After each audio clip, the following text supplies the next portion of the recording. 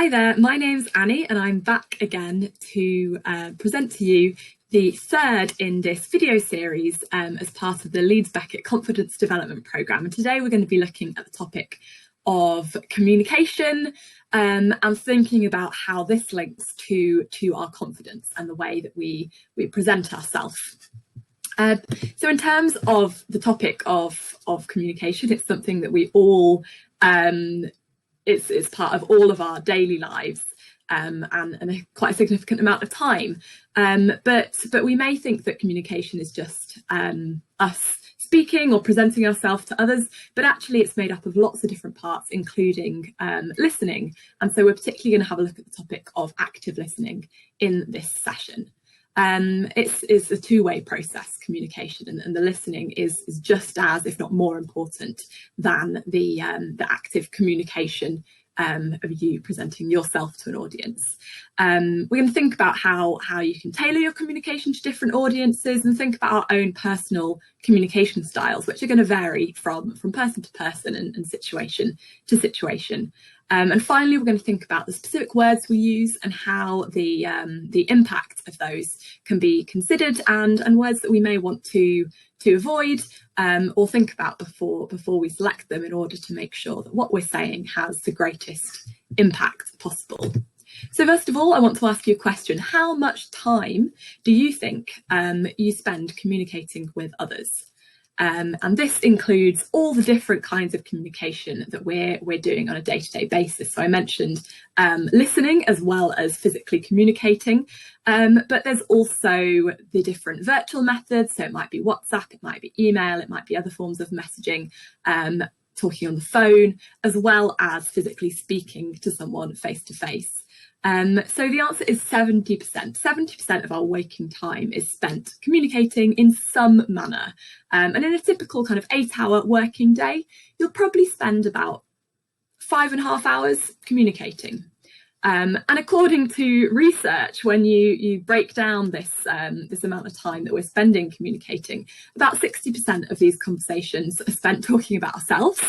And the average Briton spends about 5 months of their life talking about the weather. But interestingly, back to that listening, 45% of the time that we spend communicating is spent listening.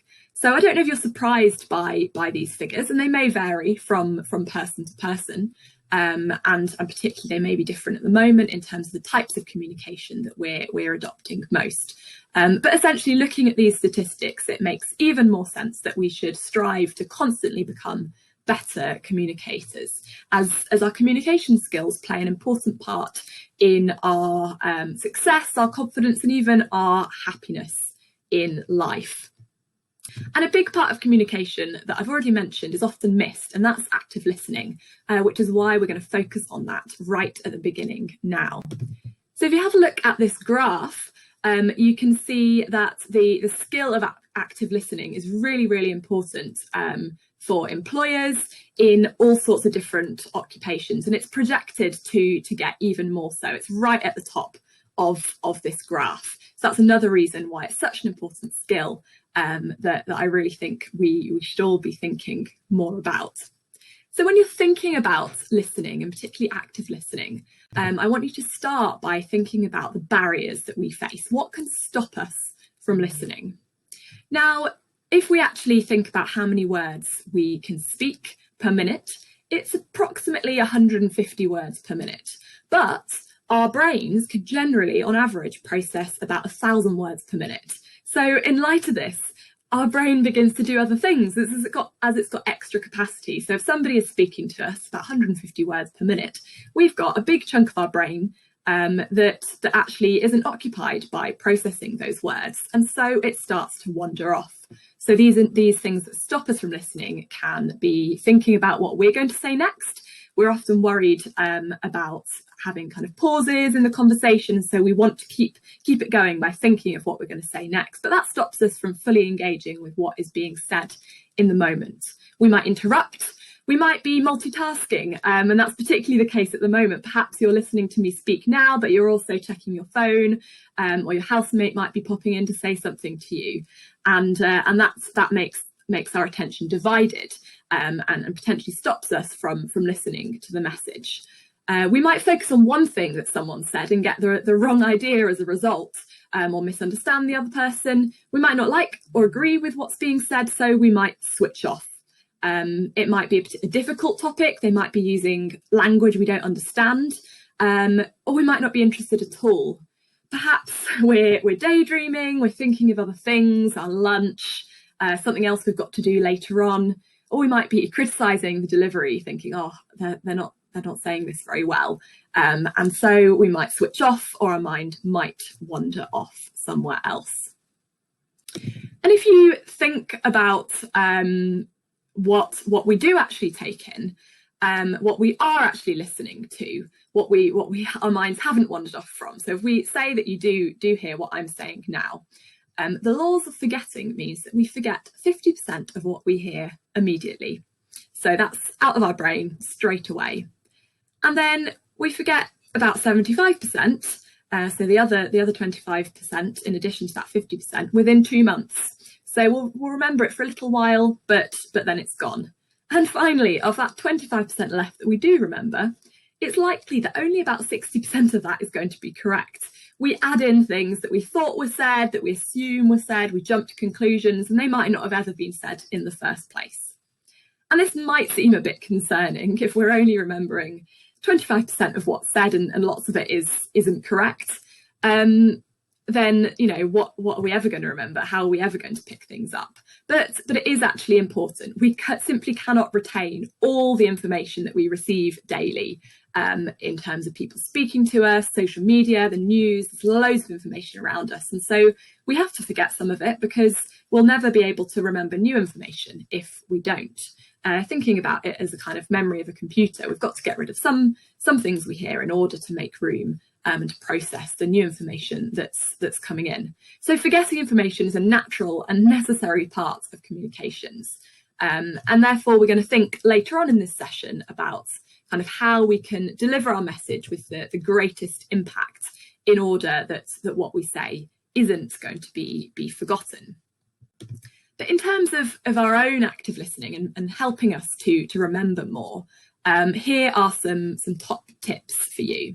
So the first one is about paying attention. It might sound simple, or it might sound harder than it sounds.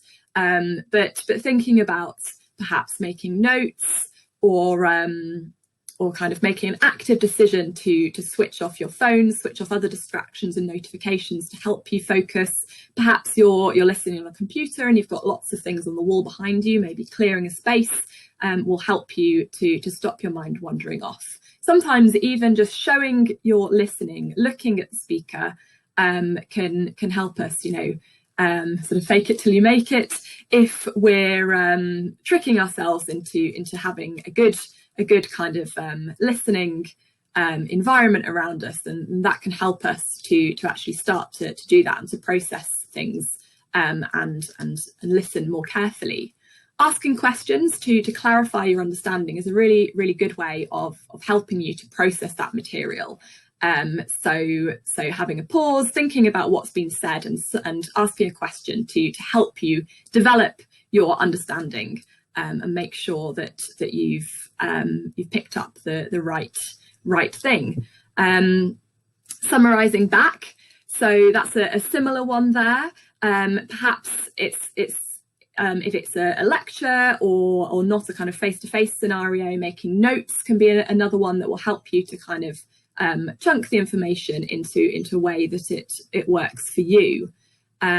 Thinking about responding appropriately, so using your own body language and gestures to kind of convey your attention, nodding, providing feedback, all these things are helpful in terms of showing that you're listening, but also helping you to take in the information that's being said. And finally, suspending judgment. Accepting periods of silence and quiet will allow you to think about what's been said.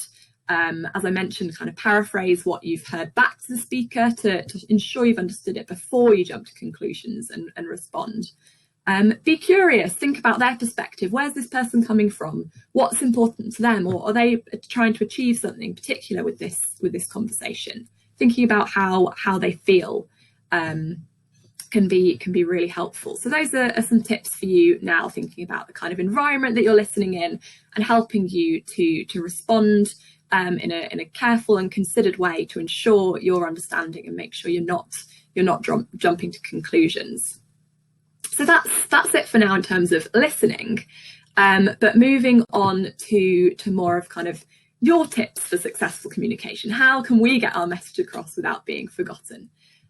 We're going to think about our different types of communication styles and how we can tailor our communication to people with different styles.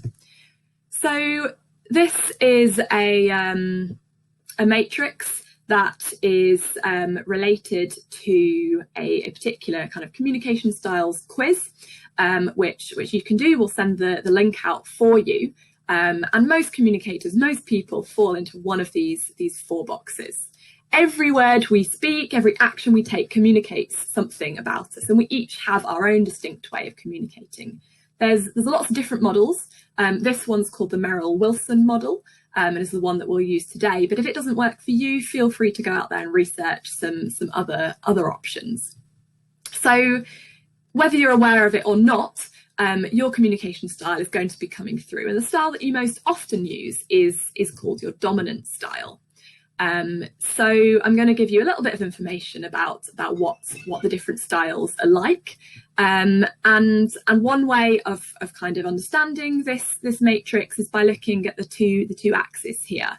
So people's communication styles can be categorized into 2 well-researched dimensions. So there's assertiveness on the y-axis there, which is the degree to which a person's behavior is aimed at taking control in a situation. And then there's expressiveness on the x-axis, which is the degree to which a person's behaviour is emotionally responsive or demonstrative. And that might include showing emotions, forming relationships, and your style is going to come through whether we know it or not. But though we may have a preferred style, and most of us do fall into one of these boxes, we can flex and learn to use different styles. It might feel unnatural and hard at first. Imagine writing with your left hand if you're right-handed, but with practice it becomes easier, and excellent communicators are able to flex their style according to different situations. So a slightly more fun way to think about it is by using these characters from the Muppets. So we've got the direct style here in, I think it's Sam the Eagle. So thinking about getting kind of straight to the point, focusing on the facts, generally kind of a slightly more assertive style. And then we've got on the right there, we've got spirited. And that tends to be quite lots of gestures, enthusiastic, focusing kind of generalizations, focusing on the big picture rather than those small details. And then we've got systematic down at the bottom left there, which similar to direct, focusing on kind of facts, figures, graphs, that kind of thing, statistics, not speaking kind of more than's necessary. Time to consider and think through the different options in a kind of logical, rational way. And finally, we've got considerate, which tends to be focused more on people's emotions, enjoys kind of physical touch, hugging, eye contact. Perhaps in a sort of workspace, you may see pictures of their family, and when they're making decisions, they want to know, you know, what's the impact going to be on the people in this situation. So either from doing the quiz or just from my brief descriptions there, you may have some idea about which box you might fall into. But what's really important to think about is also what style other people use and what they prefer, because this means that when we're communicating to them, we can tailor our communication to suit their style. So, for example, if you need to communicate with a direct person, I'd recommend focusing on the task, being kind of businesslike, factual and concise, arguing with facts, not feelings, and showing how the ideas are practical. If you want to engage with a spirited person, you should allow time for discussion, expect sort of tangents and distractions to get in the way, but that's really important to the kind of spirited sort of decision-making process. Stress how their ideas are valuable and unique, and relate the impacts upon the future and the kind of the bigger picture there. Be enthusiastic, try and match their enthusiasm when you're speaking to them. Next, if you've got to engage with a systematic person, I'd recommend being precise, answering the how questions, how is this going to work, and provide analysis of the facts. Be accurate, make sure you've got your facts and figures correct, but don't rush. Allow them time for consideration and evaluation, and focus on those facts rather than kind of bringing feelings and emotions into the decision. And finally, if you've got to communicate with a considerate person, I'd suggest allowing time for small talk and relationship building, using more of an informal style. Being logical, they tend to dislike change or chaos, and answer the why questions, stress the relationships between people, and how this proposal will affect the people involved. Use we, thinking about us as a group, come to agreements together, and kind of summarise your agreements regularly, and show how ideas have worked well in the past. That's a kind of proof that you'd want to use if you were working with a considerate person. So that's it for now on communication styles. It's a very brief whistle-stop tour of the Merrill Wilson model. So please do feel free to look into it more, to do the quiz yourself, if it's something that you're interested in and think that you would find useful. But a little bit more on kind of how to communicate to your audience using some different ideas. It's true to say that many people struggle communicating quickly, clearly, and effectively at work, and particularly if you're thinking about moving from university into the world of work. So we've got a cartoon here on the screen of a grad student, and I remember this from my first job, spending hours composing an email. I sent it out to friends to proofread, asked someone to check it over, and kind of really wanted to make sure I was saying exactly the right words. It's probably quite long and wordy, whereas there's the professor on the other side of the screen sending it in 1.3 seconds, just kind of sending off the answer. Yep, here we go, sorted that, send that one out. And probably there's somewhere in the middle that is better here. You do want to think about some pleasantries and some relationship building, rather than a one-word answer that you've got from the professor on that side. But it certainly isn't worth spending so long over and analysing every single word. Keeping it short and snappy, and making sure that your audience can easily access the key information, the key points that they need to. And so we're going to think about how to get better at that by focusing on delivering the key messages in a way that your audience can quickly understand. So this is one way to think about it. Often we can over communicate, which has the opposite effect of causing people to switch off rather than tune in. Think about how many times you've received an email which you haven't opened, or you've opened and stopped after the first line because it's so long and you can't quite see why it's relevant to you. So sometimes it's useful to think about your audience in terms of these three circles.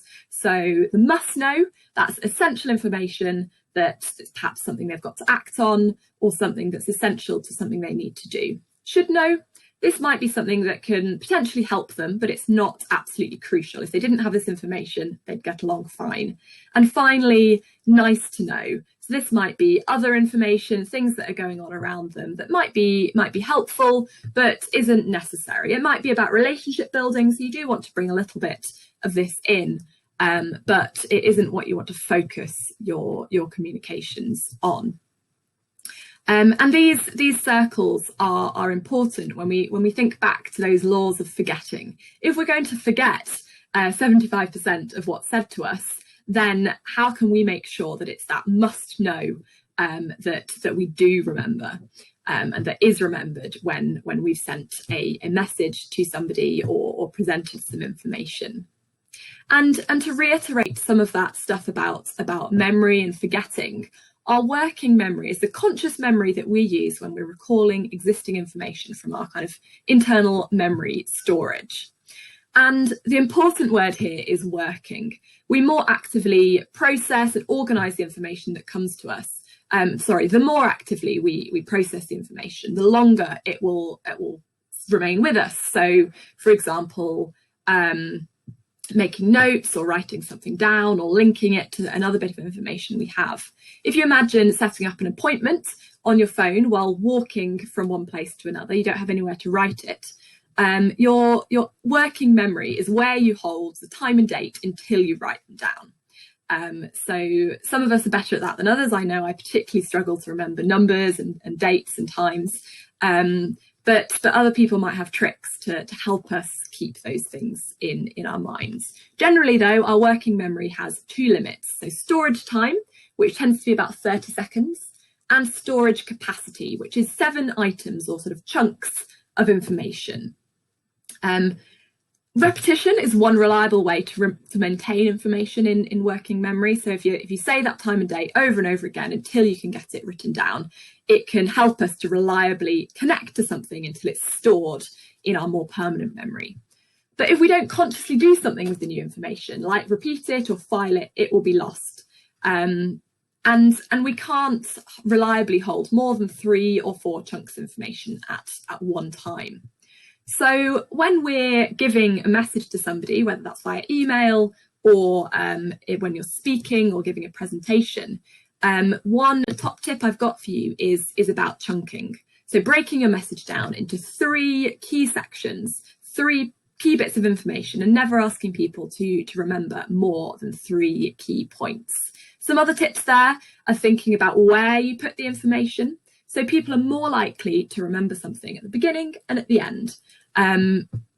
Ask yourself how many times you've been given directions and you can only remember the first 2 instructions. So in light of this, you might want to consider delivering your communication like a story. So with a beginning, a middle and the end, 3 clear sections where the beginning and the end are the kind of key points that they really need to remember.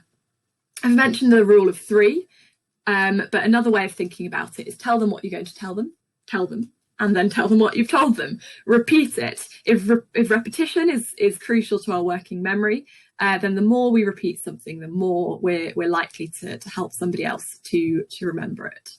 And finally, formatting. If we're using if it's an email, or even if it is a physical presentation, you want to make your point right up front, and you could think about the way that you format it too. So perhaps having a summary, using bold, capitals, underlined, italics to help the very key bits of information stand out. But use those kind of things sparingly, because if they're everywhere, then that will dilute what you want people to remember. But it can be really helpful in terms of helping people to find sort of the key bits of information that they want. So I hope that's been helpful in terms of thinking about a few things about your communication, your own communication style, but thinking about how you might think about others' communication styles when you're tailoring your message and your communications to them. These tips that we've got up now are relevant to any style of communication. So these are sort of, you can consider these the kind of universal tips of communication. We also focus on active listening, so hopefully you've got some idea about why active listening itself is so important. What I want to just finish on briefly is this quote from Maya Angelou. Hopefully it's becoming clear from this session that communication has a big impact. Everything we do, the words we choose, the manner we say it, the questions we ask, how we listen has an effect on our intended outcome. It's a learning process. You might not be able to change and consider all of these things at once, but with practice, you'll be able to bring in more and more of these elements. And the important thing to remember is intent. What is the intention of our words and actions? What do we want to communicate? And as Maya Angelou says, this will be remembered even if the specific words that we used are forgotten. So she says, I've learned that people will forget what you said, but they will never forget how you made them feel. So I'll leave you with that, but hope you found this video helpful, and I'll be back soon to present to you the next topic in this confidence development programme. Thanks very much. Bye.